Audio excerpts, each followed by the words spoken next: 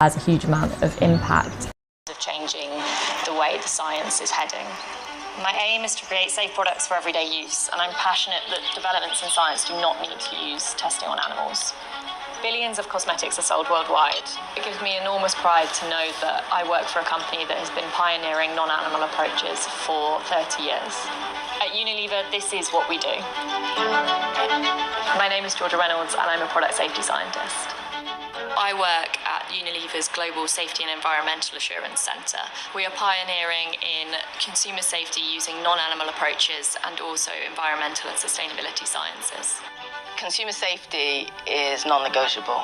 My name is Julia Fenton, and I'm the head of Unilever's Safety and Environmental Assurance Centre. Working with other organisations worldwide, we have been involved in the development, the evaluation, and then the regulatory acceptance of the non-animal methods that we now use. When we do a safety assessment of a new ingredient going into a Unilever product, the first thing that we'll concentrate on is what is that ingredient and how are people actually exposed to it. It's essential that safety is robust, and we take that very seriously here at Unilever. My name's Carl Westmoreland, and I'm Director of Science and Technology at SEAC. If we're evaluating a new ingredient for a deodorant, for example, we look at how it behaves on the skin. Clearly, you don't want to use a new product using a new ingredient that's going to cause a skin allergy. My role is to look at new ways of looking at how we would risk assess skin allergy and immunology, and how we can apply these sort of methods to a risk assessment for a new ingredient. I've been a toxicologist for over 30 years. Looking back, animal studies were really the only tools that we had to be able to generate data on ingredients and assess their safety. The advent of cell culture methods and being able to develop models on computer screens has radically changed the tools that we can now use to assess product safety.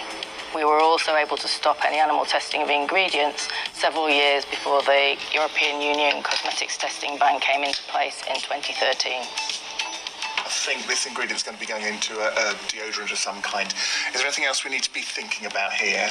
Yeah, so my concern would be if this is a spray, that we're going to have to think about inhalation. We use simulated use experiments with mannequins who are specially instrumented to allow us to measure the amount of that ingredient that is present at the breathing zone. And then our mannequin is taking 5 litres of air per minute, and the air that... The science we're using in safety assessment at the moment is really innovative, and that's what I enjoy about my job. The fact that we're using things like computational chemistry in our safety assessments today had progressed due to a combination of different disciplines in this science.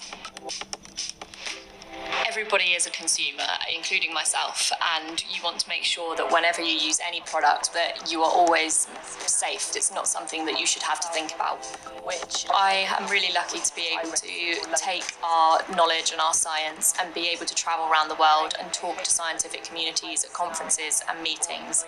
Transparency in what we do is critical to the acceptance of the new approaches.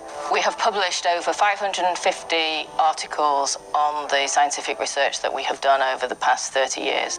The research that's done by and supported by Unilever is of the highest quality and is internationally respected. It's our hope that the methods and tools that Unilever develop can be used in other areas globally.